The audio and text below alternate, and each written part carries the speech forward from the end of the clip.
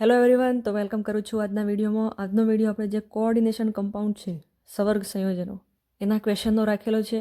પહેલાં વાત કરીશું જે એક્ઝામમાં પૂછાયેલા ક્વેશ્ચન છે એની, લેબ આસિસ્ટન્ટ, એક્સરે આસિસ્ટન્ટ જે લેવાઈ ગઈ છે પીએચ કેન્ડિડેટની એ, અને એક્સરે આસિસ્ટન્ટની જે ડિસેમ્બરમાં લેવાઈ એ. આ એક્ઝામમાં પૂછાયેલા પ્રશ્નોની વાત કરીશું પ્રથમ, ને એના પછી થોડા પ્રેક્ટિસ ક્વેશ્ચનની પણ વાત કરીશું. અહીંયા જે ક્વેશ્ચન આપવામાં આવે છે એને તમે સોલ્વ કરજો, અને જે પ્રેક્ટિસ ક્વેશ્ચન છે એમાંથી તમારે કેટલા સાચા પડે છે એની કોમેન્ટ પણ કરજો. સ્ટાર્ટ કરીએ લેક્ચરને. પ્રથમ જે છે એ લેબ આસિસ્ટન્ટમાં પૂછાયેલા ક્વેશ્ચનની વાત કરવાની છે. પ્રથમ જે ક્વેશ્ચન છે, આ જે પેપર છે એમાં લેબ આસિસ્ટન્ટમાં જે કેમેસ્ટ્રીનો પોર્શન છે એ 50 માર્ક્સનો છે, એક્સરે આસિસ્ટન્ટમાં 30 માર્ક્સનું છે. એટલે એક્સરે આસિસ્ટન્ટના પેપરમાં આના જે ક્વેશ્ચન છે એ ઓછા જોવા મળે છે, અને લેબ આસિસ્ટન્ટના પેપરમાં 4 જેવા પ્રશ્નો આના જોવા મળે છે. આ જે ચેપ્ટર છે સવર્ગ સંયોજનો એના. પહેલો જે ક્વેશ્ચન છે IUPAC નામનો છે. IUPAC નામ ઇમ્પોર્ટન્ટ છે. CrH2O4 Cl2Cl આવું સંકીર્ણ આપેલું છે, અને એમાં Cl બાર છે એટલે આ કોમ્પ્લેક્સ છે એ પોઝિટિવ કોમ્પ્લેક્સ કહેવાય.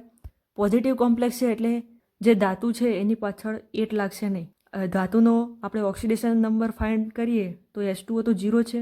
H2O લિગેન્ડ એ ન્યુટ્રલ લિગેન્ડ, એટલા માટે Cl2 છે એ -2 અને કૌંસની બહાર +1 એ રીતનું થશે. અને એ રીતે આપણે જો ગણતરી કરીશું તો +3 જવાબ આવશે. એ ક્રોમિયમ +3 અવસ્થામાં છે. તો આનું જે નામકરણ થશે એમાં પહેલાં આપણે જોવાનું કે ABCD પ્રમાણે જે લિગેન્ડ છે એના નામ આપવાના. તો અહીંયા એક્વા આવશે અને અહીંયા ક્લોરો આવશે. તો એક્વા પહેલાં આવશે, ABCDનું એ પહેલાં, પછી C, તો ટેટ્રા એક્વા ડાઇક્લોરાઇડો, પછી ક્રોમિયમ, પછી એની ઓક્સિડેશન અવસ્થા 3, અને પછી આ જે Cl પાછળ છે એનો ખાલી ક્લોરાઇડ. તો આ રીતે જવાબ આવશે આનો. નેક્સ્ટ ક્વેશ્ચન છે, સૌથી વધુ ચુંબકીય ચાક માત્રા એટલે કે મેગ્નેટિક મુવમેન્ટ સૌથી વધારે કયા કમ્પાઉન્ડમાં છે, અને અહીંયા જે ડી કક્ષકના ઇલેક્ટ્રોન કેટલા હોય છે આ કમ્પાઉન્ડમાં એ આપેલા છે. બધા +2માં જ આપેલા છે. હવે +2માં આપેલા છે તો આ બધાની ઇલેક્ટ્રોન રચના આપણને ખ્યાલ હોવી જોઈએ. તો એમાં જે 4s2 એ બહારની કક્ષક છે એમાંથી જ આ 2 ઇલેક્ટ્રોન જતા રહેતા હોય છે, એટલે 4s 0 થઈ જાય, અને 3Dમાં જે ઇલેક્ટ્રોન છે જે અહીંયા દર્શાવે એ પ્રમાણે ભરાતા હોય છે. તો એ પ્રમાણે આપણે જોઈએ તો અનપેર ઇલેક્ટ્રોન આવે ચુંબકીય ચાક માત્રામાં, તો સૌથી વધારે જે Mn છે એમાં 5 અનપેર ઇલેક્ટ્રોન હોય, એટલે એની ચુંબકીય ચાક માત્રા વધારે થાય. નેક્સ્ટ ક્વેશ્ચન છે કે કયો લિગેન્ડ એ ચિલેટિંગ એજન્ટ તરીકે કામ કરે છે. આ જે આના ઉપયોગો છે એમાં પણ આપેલું છે, અને સામાન્ય રીતે આપણને ખ્યાલ જ હોવો જોઈએ કે ચિલેટિંગ લિગેન્ડ કેવું હોય કે રિંગ ફોર્મેશન કરતો હોય, તો ADTA છે. નેક્સ્ટ ક્વેશ્ચન છે કે આમાં 2 કમ્પાઉન્ડ આપેલા છે, સમઘટકતા શોધવાની કહી છે. સમઘટકતાનો ક્વેશ્ચન આવવાનો જ છે એટલે એને ખાસ તૈયાર કરીને જવું. અહીંયા તમે 2 કમ્પાઉન્ડ જે આપેલા સંકીર્ણ સંયોજનો એને જોશો તો ખ્યાલ આવશે કે અહીંયા Cl અને Br વચ્ચેની સમઘટકતા છે કે અહીંયા Br બાર છે ને અહીંયા Cl બાર આવી જાય છે. બાકીનું કમ્પાઉન્ડ એમના એમ જ છે, એટલે કે એક જ જે લિગેન્ડ છે એની હેરફેર છે. અને આ આયન આપણે છૂટા પાડીએ તો આપણને આ જે કમ્પાઉન્ડ છે એમાં Brનો ટેસ્ટ પોઝિટિવ મળે, અને અહીંયા Clનો ટેસ્ટ પોઝિટિવ મળે, એટલે આયનીકરણ પ્રકારની આ સમઘટકતા છે. હવે અહીંયા લેબ આસિસ્ટન્ટમાં પૂછાયેલા પ્રશ્નો પૂરા થયા છે. હવે વાત કરવાની છે એક્સરે આસિસ્ટન્ટમાં પૂછાયેલા પ્રશ્નોની. તો એમાં પહેલો ક્વેશ્ચન છે કે સવર્ગ સંયોજનોમાં બંધન એટલે કે કયા પ્રકારનું બંધન જોવા મળે છે એનું યોગ્ય રીતે વર્ણન કોણ કરે છે. એમાં પહેલું જ જે વિધાન આપેલું છે કે કેન્દ્રીય ધાતુ પરમાણુ અથવા આયન એટલે કે સેન્ટ્રલ મેટલ એટમ અથવા આયન એ સવર્ગ સંયોજક બંધ બનાવે છે કોની સાથે? લિગેન્ડ સાથે, અને લિગેન્ડના ઇલેક્ટ્રોન યુગ્મને સ્વીકારે છે. આ બેસ્ટ આનું વર્ણન છે, એટલે યાદ રાખવાનું. નેક્સ્ટ ક્વેશ્ચન છે કે કયું વિધાન ધાતુ કાર્બોનિલ બંધનનું યોગ્ય રીતે વર્ણન કરે છે. ધાતુ કાર્બોનિલ બંધન, આ બંને ક્વેશ્ચન બંધન એટલે કે બોન્ડ ઉપર જ પૂછાયા છે કે બંધ કેવા પ્રકારના હોય છે. અહીંયા વાત કરી છે કે મેટલ કાર્બોનિલમાં 2 પ્રકારના બંધ કયા હતા મેં, અને એમાં બેક બોન્ડિંગનો પણ સમાવેશ થતો. બીજો ઓપ્શન સાચો થશે કે સીઓમાંથી ધાતુનું દાન કરતો છે સિગ્મા બંધ હશે, અને ધાતુમાંથી સીઓને જે દાન કરતો છે એટલે ઇલેક્ટ્રોનનું દાન થતું હશે એ પાઈનો બેક બોન્ડિંગ બંને બંધનો સમાવેશ થાય છે. આ જે છે એ એક્સરે આસિસ્ટન્ટની હમણાં જે લેવાઈ ગઈ ડિસેમ્બરમાં એક્ઝામ એનું ક્વેશ્ચન પેપર છે, ને એમાં આ પ્રશ્ન છે કે સંકીર્ણ જે PT-NH3 twice Cl2 છે એમાં કયા પ્રકારની સમઘટકતા જોવા મળે છે. PT-NH3Cl2 આનું એક્ઝામ્પલ પણ આપેલું છે, અને એની આકૃતિ દોરીને પણ સમજાવેલું છે કે આમાં ભૌમિતિક સમઘટકતા જોવા મળે છે, સિસ અને ટ્રાન્સવાળું. નેક્સ્ટ ક્વેશ્ચન છે કે ઉપસહસંયોજક અથવા સવર્ગ સંયોજનોમાં સમઘટકતા એ ખાલી જગ્યાના તફાવતના કારણે ઉદ્ભવે છે. તો એ લિંકેજની ગોઠવણી અથવા એમની સંલગ્નતા એના તફાવતના આધારે ઉદ્ભવે છે. નેક્સ્ટ ક્વેશ્ચન છે કે નીચેનામાંથી કયો સિદ્ધાંત અથવા થિયરી ઉપસહસંયોજક સંયોજનોના રંગ અને ચુંબકીય ગુણધર્મને સૌથી સચોટ રીતે સમજાવે છે. આનો ડાયરેક્ટ જ આન્સર છે કે ક્રિસ્ટલ ફિલ્ડ થિયરી. એમાં જ આપણે વાત કરી હતી ચુંબકીય ગુણધર્મો અને રંગ વિશે, જે ડેલ્ટાસની સ્પ્લિટિંગ એનર્જી હતી એ. તો અહીંયા જે ક્વેશ્ચન પૂછાયા છે એ અહીંયા પૂરા થાય છે. હવે આપણે પ્રેક્ટિસ ક્વેશ્ચન છે એની વાત કરીએ અને તમારે કોમેન્ટ કરવાની છે કે તમારે કેટલા સાચા પડે છે.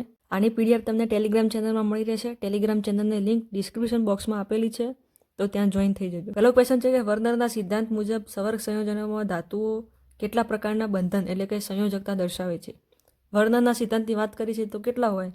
ઓપ્શન તમે જોઈ શકો છો. આનો આન્સર છે કે 2 પ્રકારની, પ્રાથમિક સંયોજકતા અને દ્વિતીયક સંયોજકતા. નેક્સ્ટ ક્વેશ્ચન છે કે સવર્ગ સંયોજનોમાં મધ્યસ્થ પરમાણુ અથવા આયન સાથે સીધા જોડાયેલા પરમાણુ અથવા સમૂહોને શું કહેવાય? જે સેન્ટ્રલ મેટલ આયન છે એની સાથે ડાયરેક્ટલી અટેચ હોય એને શું કહેવાય?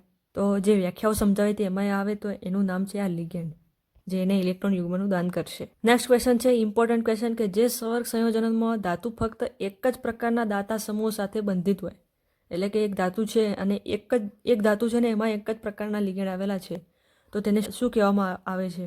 તો એને હોમોલેપ્ટિક કોમ્પ્લેક્સ કહેવાય. નેક્સ્ટ ક્વેશ્ચન છે કે CONH3 આ સંકીર્ણમાં કોબાલ્ટનો ઓક્સિડેશન આંક એ શું છે? આ જે પ્રશ્નો આપેલા છે એ તમને સમજાવવા માંગે છે કે આ પ્રકારના પણ ક્વેશ્ચનો પૂછાઈ શકે છે. તો આના સિવાય પણ તમે જે NCERTમાં આપેલા ક્વેશ્ચન છે, ઇન્ટેક્સ ક્વેશ્ચન, એની બહાર જે એક્સરસાઇઝ આપેલી છે એમાંથી પણ જે ક્વેશ્ચન તમને યોગ્ય લાગે કે વન લાઇનર જ છે તો એ તમે સોલ્વ કરી શકો છો. એવું નહીં કે 4 ઓપ્શન આપ્યા હોય તો જ એ ક્વેશ્ચન મારી એક્ઝામમાં પૂછાઈ શકે. ઓપ્શન વગરનો ક્વેશ્ચન પણ આવી શકે અને એના ઓપ્શન બનાવી પણ શકાય. એટલે એકલા MCQ તૈયાર કરવા અને એનાથી આપણે એક્ઝામ પાસ કરી દઈએ એવું શક્ય નથી. તો જે આ સંકીર્ણ આપેલું છે એમાં કોબાલ્ટનું ઓક્સિડેશન આંક પૂછ્યો છે, તો NH3 જે છે એ ન્યુટ્રલ લિગેન્ડ છે એટલે એનું 0 આવશે, અને આ જે સંકીર્ણ છે એની બહાર જ +3 છે એટલે કોબાલ્ટનો ઓક્સિડેશન આંક એ +3 થશે. નેક્સ્ટ ક્વેશ્ચન છે કે કેફોર FeCN6 આમાં Feનો સવર્ગ આંક કેટલો છે? તો અહીંયા CN 6 લિગેન્ડ છે અને 6 લિગેન્ડ પાસેથી 6 ઇલેક્ટ્રોન યુગ્મનું દાન મળેલું હશે, તો એટલા માટે એનો કોઓર્ડિનેશન નંબર 6 છે. નેક્સ્ટ ક્વેશ્ચન છે કે PtNH3 ના ભૌમિતિક સમઘટકો કયા છે? આજે આગળ સમજાવેલું હતું, આ ક્વેશ્ચન એક્ઝામમાં પણ આવેલો છે કે આ છે ભૌમિતિક સમઘટકતાનું આ ઉદાહરણ છે અને આના સમઘટકો કેટલા છે? તો 2 છે, સિસ અને ટ્રાન્સ. નેક્સ્ટ ક્વેશ્ચન છે કે COEN3+ સંકીર્ણ એ કયા પ્રકારની સમઘટકતા દર્શાવે છે? આ EN એ દ્વિદંતીય લિગેન્ડ છે. આટલો તો આપણને ખ્યાલ જ છે. આ જે સમઘટકતાવાળું લેક્ચર લીધું છે, જે લાસ્ટ લેક્ચર હમણાં, એનો જ ક્વેશ્ચન છે ને આનું ઉદાહરણ NCERTમાં પણ આપેલું છે કે આ જે સંકીર્ણ છે એ કયા પ્રકારની સમઘટકતા દર્શાવે છે? પ્રકાશીય સમઘટકતા દર્શાવે છે. નેક્સ્ટ ક્વેશ્ચન છે કે બંધારણીય સમઘટકતાનો એવો પ્રકાર છે કે જેમાં લિગેન્ડ તરીકે જે જોડાયેલા પરમાણુ છે એમાં ફેરફાર થાય છે, એટલે કે લિગેન્ડમાં ફેરફાર થાય છે. લિગેન્ડમાં ફેરફાર ક્યારે થાય? કે જ્યારે એ અલગ અલગ પરમાણુથી જોડાય ધાતુ સાથે. તો એવી કઈ સમઘટકતા છે? તો બંધન સમઘટકતા છે. આ ઉભય ગુણધર્મી લિગેન્ડમાં જોવા મળે છે. નેક્સ્ટ ક્વેશ્ચન કે CONH3 અને કૌંસની બહાર Br અને CONH3 Br અને કૌંસની બહાર SO4 આ કયા પ્રકારની સમઘટકતા દર્શાવે છે? આ જ ક્વેશ્ચન પૂછાયેલો પણ છે અને દેખાય પણ છે કે અહીંયા Br બહાર છે અને અહીંયા SO4 એ બહારની બાજુ આવેલું છે. તો આ આયનીકરણ વાળી સમઘટકતા છે. નેક્સ્ટ ક્વેશ્ચન, જે સમઘટકો એકબીજાના પ્રતિબિંબી હોય પરંતુ એકબીજા પર અધ્યારોપિત ન કરી શકાતા હોય તેવા સમઘટકોને શું કહે છે? પ્રકાશીય સમઘટકતા સમજાવતી વખતે આ વ્યાખ્યા મેં સમજાવી હતી અને આને ઇનેન્શિયોમર કહેવાય. નેક્સ્ટ ક્વેશ્ચન છે કે NiCl4-2 સંકીર્ણ એ અનુચુંબકીય છે અને VBT મુજબ આ કયા પ્રકારનું સંકરણ દર્શાવે છે? આ પેલું જે આખું આપણે દોરતા હતા ડી કક્ષકો, અને પછી જે લિગેન્ડ જો પ્રબળ હોય તો પછી ઇલેક્ટ્રોનનું યુગ્મીકરણ કરવાનું અને નિર્બળ હોય તો ઇલેક્ટ્રોનનું યુગ્મીકરણ નહીં કરવાનું. એના ઉપરથી આનો આન્સર આવશે. આ જે સંકીર્ણ છે એ સમજાવેલું જ છે, તો તમે લેક્ચર જોયું હોય તમને ખ્યાલ આવી જાય. નિકલ એ +2 અવસ્થામાં છે અને જે Cl છે એ નિર્બળ લિગેન્ડ છે એટલે ઇલેક્ટ્રોનનું યુગ્મીકરણ થશે નહીં, એટલે અહીંયા sp3 સંકરણ જોવા મળશે.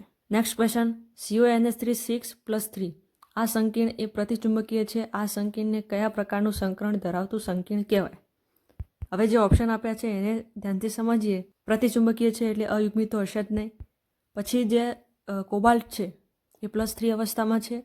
NH3 એ પ્રબળ લિગેન્ડ છે એટલે કે ઇલેક્ટ્રોનનું યુગ્મીકરણ કરશે, અને ઇલેક્ટ્રોનનું યુગ્મીકરણ જ્યારે પણ થાય એ સામાન્ય અવસ્થામાં એ ઇનર ઓર્બિટલ કોમ્પ્લેક્સ બનતા હોય છે, એટલે આનો આન્સર આવશે. અને આનું સંકરણ શું થાય એ તમે કોમેન્ટમાં જણાવજો. નેક્સ્ટ ક્વેશ્ચન છે કે સ્ફટિક ક્ષેત્ર સિદ્ધાંત મુજબ CFT મુજબ અષ્ટફલકીય ક્ષેત્રમાં ડી કક્ષકોનું વિભાજન કેટલા ઉર્જા સ્તરોમાં થાય છે? તો આનો આન્સર આવશે કે 2 સ્તરમાં વિભાજિત થાય છે, T2G અને EG કક્ષકોમાં. નેક્સ્ટ ક્વેશ્ચન છે કે વર્ણપટ્ટી રાસાયણિક શ્રેણી એટલે કે સ્પેક્ટ્રોકેમિકલ સિરીઝમાં નીચેનામાંથી કયો લિગેન્ડ સૌથી પ્રબળ ક્ષેત્ર ઉત્પન્ન કરે છે? જે આખી શ્રેણી હતી એ યાદ કરવાની હતી, એ યાદ કરવો જો ખાસ એટલા માટે આ ક્વેશ્ચન મૂક્યો છે. તો જે આપેલા છે ઓપ્શન એમાં સૌથી વધારે પ્રબળ કયું છે? તો સિયાન છે, સાયનાઇડ. નેક્સ્ટ ક્વેશ્ચન છે કે જો સ્ફટિક ક્ષેત્ર વિભાજન ઉર્જા એટલે કે ડેલ્ટા ઓ આ અષ્ટફલકીયની છે કારણ કે ડેલ્ટા ઓ આપ્યું છે એટલા માટે ઓક્ટ્રાહેડ્રલ કોમ્પ્લેક્સ, અને યુગ્મન ઉર્જા એટલે કે પી પેયરિંગ એનર્જી એના કરતાં ઓછી હોય એટલે કે આ મુજબ કે ડેલ્ટા ઓ એ લેસ ધેન છે પેયરિંગ એનર્જી, તો કયા પ્રકારનું સંકીર્ણ બને? તો અહીંયા આપણે સમજવાનું કે જે પેયરિંગ એનર્જી છે એ વધારે છે એટલે કે ઇલેક્ટ્રોનનું યુગ્મીકરણ કરવું એ વધારે મુશ્કેલ છે. એના કરતાં આપણે એક ઇલેક્ટ્રોનને ઉપરના બીજી કક્ષકમાં મોકલવો એ સહેલું છે, એવું કહેવા માગે છે આ વસ્તુ. અને આને વધારે તમારે ડીપમાં સમજવું હોય તો તમારે લેક્ચર જોવું પડશે. તો આમાં હાઈ સ્પિન કોમ્પ્લેક્સ બને છે. તો અહીંયા 15 પ્રશ્નો પૂરા થાય છે. 15 ક્વેશ્ચનમાંથી તમારે કેટલા સાચા પડ્યા એ તમે કોમેન્ટમાં જણાવજો. આની PDF તમને ટેલિગ્રામ ચેનલમાં મળી રહેશે. ટેલિગ્રામ ચેનલ જોઈન કરી દેજો. મળીએ આપણે નવા વિડીયોમાં. Thank you very much.